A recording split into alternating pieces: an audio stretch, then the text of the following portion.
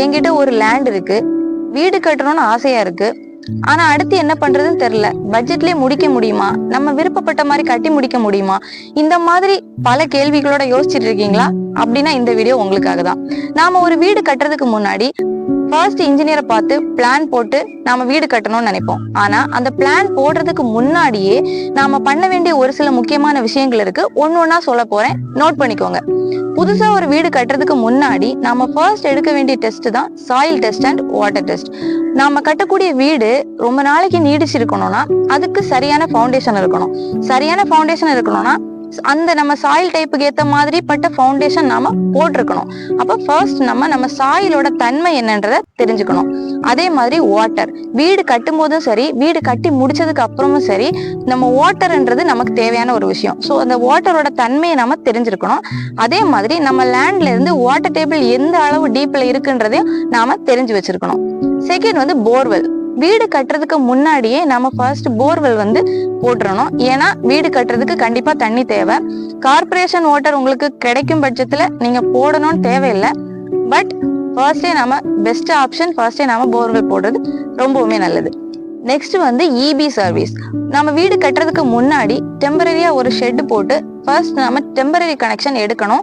ஏன்னா பக்கத்துல இருந்து நம்ம கரண்ட் வாங்க முடியாது. ஸோ கண்டிப்பா நம்ம டெம்பரரி கனெக்ஷன் எடுத்தாகணும். பில் கொஞ்சம் அதிகமா தான் இருக்கும், ஆனா நமக்கு வேற ஆப்ஷன் இல்லை.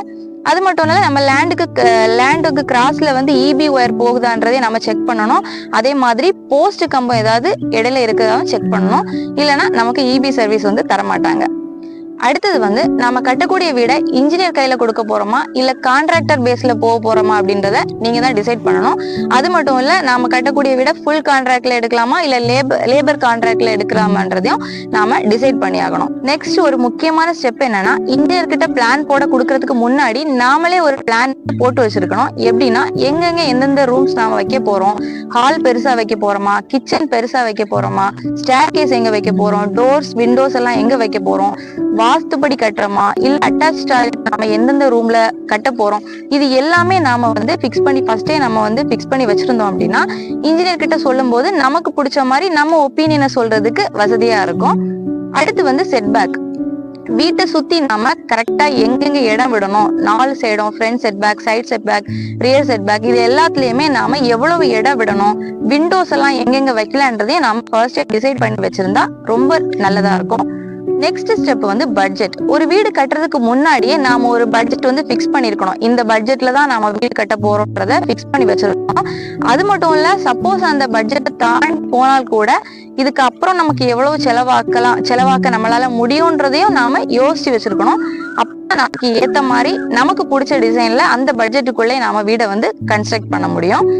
லாஸ்ட் ஸ்டெப் என்ன அப்படின்னா ஃபியூச்சர் பிளான். ஒரு வீடு கட்டுறோம் அப்படின்னா கிரவுண்ட் ஃப்ளோர் மட்டும் கட்ட போறோமா இல்ல ஃபர்ஸ்ட் ஃப்ளோர் கட்ட போறோமா இல்ல ஃபியூச்சர்ல நெக்ஸ்ட் ஃப்ளோர் நம்ம கட்டலாமான்றதையும் நம்ம டிசைட் பண்ணி வச்சிருக்கணும் ஃபர்ஸ்டே.